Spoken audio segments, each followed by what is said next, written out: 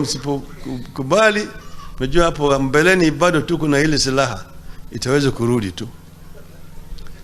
Kwa hivyo walifanya kazi muhimu zaidi. Kalonzo Musyoka, huyu Kalonzo na mimi tumekuwa marafiki na tumefanya pamoja sana. Watu wengi wakiona Kalonzo wanatembea na Eugene au na Oparanya, wakiona ngali wengine, Azimio inasambaratika, Azimio inasambaratika. Kwenda Raila na kwenda kwa mambo ya recruitment ya wanachama wa ODM, Azimio sasa inasambaratika. Hapana. Kila chama ndani ya Azimio wanajua kazi yao.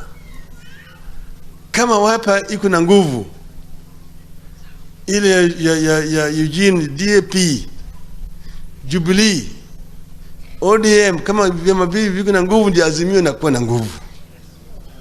Kwa hivyo sisi kama wana ODM tunataka a strong Wiper.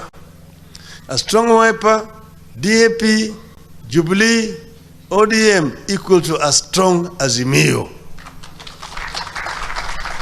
So kakataza Kalonzo anaweza kwenda aende huko Meru, aende kule pande ile ya Kitui, aende kule Western, aende Nyanza, aende Pwani, mambo ya Wiper, na wakiingia mambo ya Wiper bilibili anaongea mambo ya Azimio. Kila mara mimi naenda naongea mambo ya Azimio. Kana sisi tuko pamoja. Ati Kalonzo anatangaza anasimama na baba namna gani?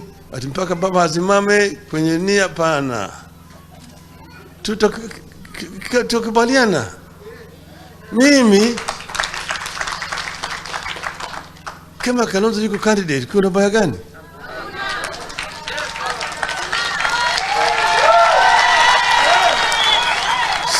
Sijasema Kalonzo hawezi kuwa candidate. Mimi nimesema tumetoka mbali na Kalonzo. Kalonzo ameniunga mkono. Na mimi vile naweza kuunga yeye mkono.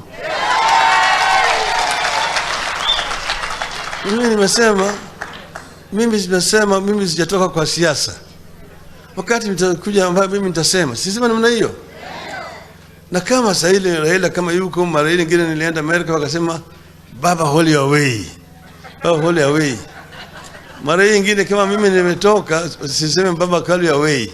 Maana kama Kalonzo yuko in charge, si yako in charge. Siweza kuwa in charge tu. Kwa hivyo mimi nataka watu wasubiri. Sisi wanaazimio tutaongea sawa sawa. Tutaelewana tu. Tuko hapo na Eugene vile vile anataka. Hiyo Oparanya anataka. Wajakoya anataka. Martha Karua anataka. Lakini tutakuwa tuna candidate moja. Si sawa sawa? Si sawa sawa? Mradi ya kwamba Azimio